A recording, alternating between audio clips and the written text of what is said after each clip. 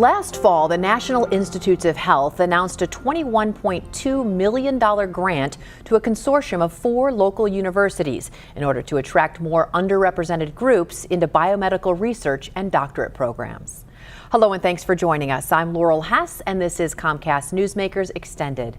Joining me now is the president of the University of Detroit Mercy, Dr. Antoine Garibaldi. Thank you so much for joining us today. Thank you for inviting me, Laurel. And your university, one of the universities selected, which is awesome. But even before this grant was extended, you've been doing a lot at your university to help educate Michigan residents, keep them in Michigan, and make sure those underrepresented groups are hopefully flowing through your university. Absolutely. Well, University of Detroit Mercy is actually 138 years old.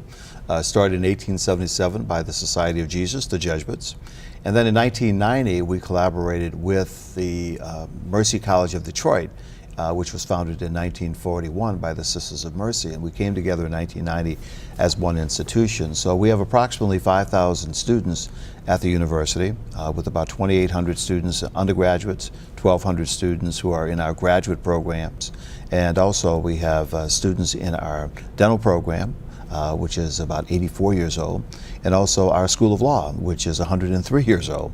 So about 1,100 students in those 2 programs. So in many ways, we have been serving students who are not just from the Michigan area, but many from the Midwest and from that region, but we've also attracted students from all around the country as well. For folks who are not intimately familiar with the programs you offer, what kind of a university you are, is there a specialty and expertise that folks look at if they're going into a certain type of, looking for a certain major, they would more likely consider UD? Well, lots of times, you know, the times probably dictate what students might be interested in it. Years ago, engineering was a very, very strong program. It still is a very strong program along with the sciences, but also the liberal arts and also many of our social sciences. Today, business is also very, very strong, as well as our health professions programs. There's a great need for students in nursing. We have a physician assistant program, a nursing anesthesia program also. But I would say that across the board we have more than 100 academic programs serving a lot of different kinds of majors and a lot of different types of students. So we're one of the only university among the Jesuit and Mercy institutions with the School of Architecture, which is a little bit more than 50 years old. So while we had architectural engineering in the 30s and the 40s, the School of Architecture was started in the 1960s. So as times and also needs have been created, we have also tried to create academic programs that might be of more interest to students and also to the industries that need them. All right. And also now a little bit more of a focus on biomedical, I don't know if it's engineering or just science in general, as you were one of the recipients of a grant from the National Institute of Health called Rebuild Detroit, which stands for what? Well, it stands for Building Infrastructure Leading to Diversity. This was a grant program which was started by the National Institutes of Health. It's the first time they've ever done something like this. We are one of 10 consortium of institutions that were selected. More than 65 consortium of institutions competed for this grant. So we're very happy to be a part of the first 10. In conjunction with the University of Detroit Mercy, we have Wayne State University, Marygrove College, and also Wayne County Community College District. So we thought that as 4 institutions in this area, we have a great need to be able to meet some of the requirements and the expectations of the National Institutes of Health, whose primary goal is to increase the numbers of underrepresented students who are going into the fields of the biomedical sciences. That includes minority students, it includes students with disabilities, it includes women. Many students who have not really come to understand what biomedical sciences are, and you pointed out so appropriately, like, is it engineering, is it science? It's across the board. It might be students in the health sciences, psychology. And one of the neat things about the biomedical sciences is that it's really a relatively new field, and it's an applied sciences. So the head of the National Institutes of Health, Dr. Francis Collins, recognized this need. He said, A lot of students go into these programs, for example, but many students do not finish in the biomedical sciences. So he wanted to create a pipeline. So our institutions that were selected for this group, there are 3 out in California, there are 2 in Maryland, there's 1 in Alaska, there's 1 in Texas, there's 1 in Oregon. It's a really wide represented group. And so our faculty in each of our institutions will be working on this to increase the numbers of undergraduate students, as well as the fact that we would like to put half of the students who graduate from our programs into doctoral programs as well. So it really puts a very important focus on Detroit, and it also shows the strength of our universities within this metropolitan area. The bulk of the grant money, how does that work? Is most of it to help offset tuition costs for folks already enrolled or considering enrollment? Sure, it's a combination of it. So it's a grant of over $21 million. I would say more than half of that will go to scholarships and also to student support. So it helps all 4 of our institutions. We are the primary institution that manages all the fiscal operations and coordinates relationships with the other institutions. But one of the neat things about this program is that after a student completes his or her freshman year, they begin to work with a faculty member in a lab, doing research, and having a student as a mentee of a faculty member really helps them to stay interested in the biomedical sciences. So that mentoring relationship is very important. The students will receive a stipend, which also helps the student to stay focused on his or her academic work and not necessarily on having a job outside of the university. And then some of the monies will also be used for some facilities. We have some needs, for example, where we'd like to expand the numbers of students in that particular profession. So students who may be in health professions, in biology, in chemistry, and the like, need to have more opportunities to work on labs and in classroom exercises. So that will help us also to build the numbers of programs over time. And then a lot of it is for administrative costs that really focus on the student. And it allows faculty members also to be engaged with students in a little bit more way. So it's a very competitive program. We have seen lots of interest in the numbers of students who are very interested in it, because there might be a student who thought about pre-med and then all of a sudden says, well, maybe I want to be a researcher. Maybe I want to do a little bit something focused on the biomedical sciences. And so I think we'll get a lot of those students as well. And obviously the ultimate goal to help with the economic development of the city of Detroit, of Metro Detroit, keeping these educated individuals hopefully in our community, living and working at high-paid jobs. That's right. Well, there are lots of potential spin-offs. I mean, the opportunity, for example, for biomedical companies who might want to come to this area, either to create incubators or maybe to establish their companies, knowing that among our 4 institutions, we will have a good cohort of students who are going to be completing their bachelor's degrees and working on to graduate experiences as well. So we could really help the economic development of the city on the business side as well as on the educational side. Well, and just a whole lot of sort of residual effects just in the neighborhood in general, having more perhaps folks who live and work or come from the neighborhoods right around your community benefiting from this program and hopefully staying. Well, that's right. That's right. And also getting the opportunity to work along with schools, public and private institutions in the area, getting students interested in this at the high school level. I mean, students who may never have thought about this as a potential profession will begin to take a look at this at 9th grade in the same way that students get interested in robotics, for example, which has really taken off as something that just about all high schools have today. All right, wonderful, wonderful program. When we come back, we'll talk a little bit about its overall role in Detroit's recovery as well. Thank you so much. Sit tight and don't go away. We'll be right back. Great shops, great eats, and great places. It's My Destinations, only on Xfinity On Demand. From Detroit to Grand Rapids, now you can check out some of Michigan's greatest destinations. Delicious pizza, Michigan craft beer, great family museums, and so much more. It's easy. Push the On Demand button on your remote, navigate to Get Local, and select My Destinations. It's My Destinations, only on Xfinity On Demand. Another way Comcast stays focused on the community.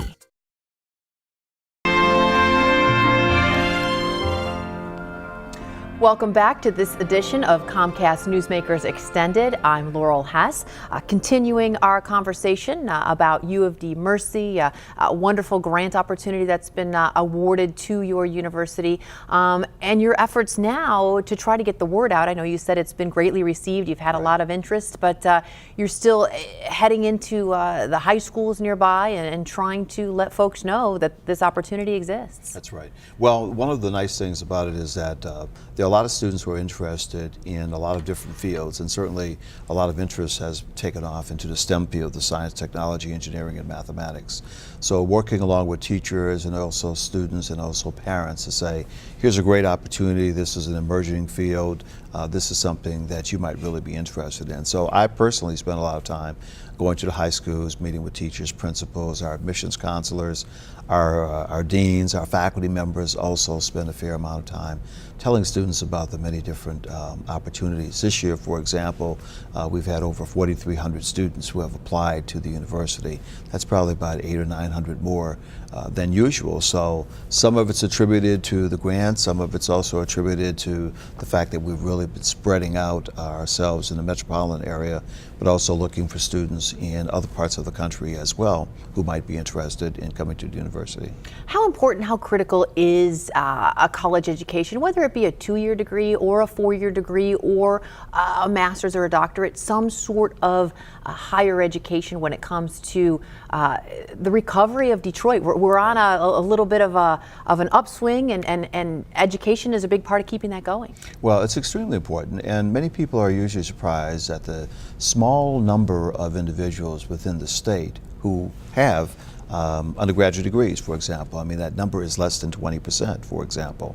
And during Okay, I'm stunned at that number now that you just threw that out there. Right. Well, you know, one of the things about it, when you think about the history of the state and also looking at the city, when you had lots of manufacturing jobs, there was not necessarily a need to go to pursue a 4-year education.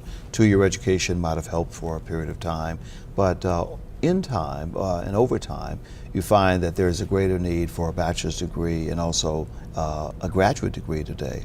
So when I go to high schools and I talk to students, I tell them that if you got a high school diploma, you are going to make a certain amount over your lifetime. But if you go and get 2 years of education, you're going to increase your lifetime earnings by more than $1 million. And then it just goes and multiplies if you get a master's degree and if you get a doctorate degree.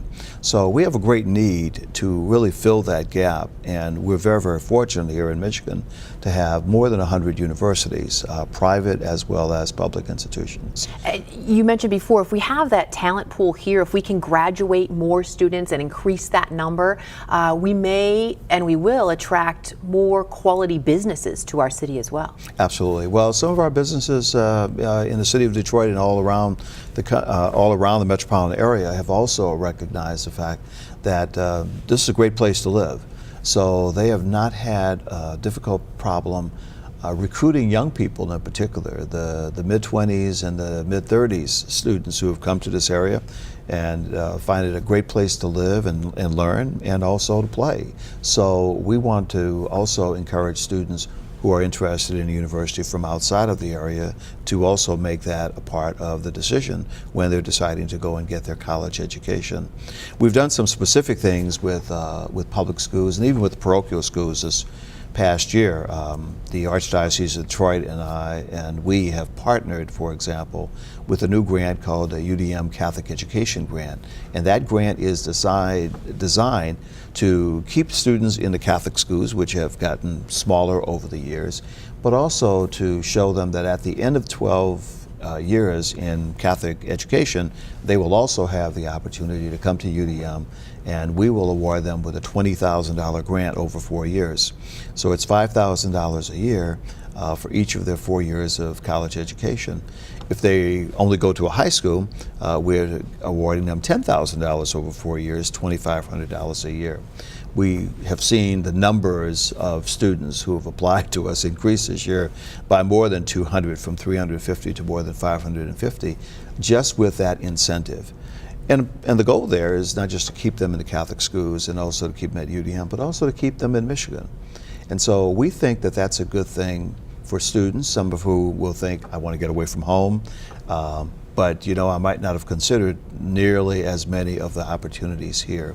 And 2/3 of our, 75% of our students, for example, who apply, come from public schools. Most of those are schools within the state. So 3,300 out of more than 4,300 students. So we see all of that as a part of our role in economic development. Well, let's talk tuition, because I would Sure. imagine that's the biggest barrier between an underrepresented group, somebody, no matter what race or gender they are. If you don't have $20,000 per year to go to college, it's just not an option for you, or is it? Is a school like U of D that is perhaps a little more affordable, especially if you're in state and you don't have to pay for room and board, the best option? Sure. Is it still an option for folks that don't have $5,000, $10,000 a year? Well, as I put my salesman hat on here, I always tell students, think about the places that you want to apply to and make sure that you apply to those places. But be realistic. Well, I mean, exactly. that's what I tell my kids. Right. I told my kids in-state public, the Right, end. Right. So a student, for example, who might look at our tuition, which is $36,000, $37,000, may not necessarily be considering all of the financial opportunities that they can get in terms of scholarships because of their great academic average. So we find, for example, that in our freshman classes, support to students is at least 60% of that education. So if you're an outstanding student, you get scholarships and other kinds of grants. Gradually, that number begins to go down. And same holds true with a student who qualifies for federal grants. So 1/3 of our student body, for example, are students who come from first-generation families. They automatically get a grant of over $5,000 from the federal government for that. State grants, if you're a student from Michigan and you qualify for a certain level of based on your family background, then you get $1,600 if you want to go to a private institution. So as you start knocking that number down. And your Catholic education grant, if that Catholic applies to education you, grant. the National Institute of Health grant, Absolutely. if that applies to you. Yeah. Would people be surprised, parents perhaps, that just how much financial help is out there if you sort of know how to navigate the system? I think that they would be, because even in our institution, we provide $50 million to students for our own university financial support, in addition to all of those other opportunities that I just mentioned there too. So I tell students, so at the end of the day, you look at what a public institution may cost you and then what the private institution may cost you based upon all of your academic characteristics and also some of your other talents that we will also provide you with some financial support for. So it's not always about the dollars, and students sometimes are surprised that they might get a full scholarship to a private institution based upon their academic talents and also some of the other experiences that they're bringing with them to the university. And I would imagine things are the same as they were when I went to college a long time ago. There's work study. You can have a Absolutely. little part-time job. That's it. There's ways to make it work, and certainly the payoff is Right, huge. Right, and we try to make sure that students understand that it's affordable, and our financial aid officers do a great job with working with families and working with parents, and also our admissions counselors also. So if a student really wants to come to us with our more than 100 academic programs and majors, they certainly need to take a close look at that in the same way that they would look at an out-of-state institution, a public institution within state, and also other private institutions in Michigan. All right. Thank you so much for joining us today. Great Thank you. information, and congratulations on that grant. Wish you much success with that. Thank you so much. Thank you very much. And thank you for joining us as well. We will continue here on Newsmakers Extended right after this, so don't go away.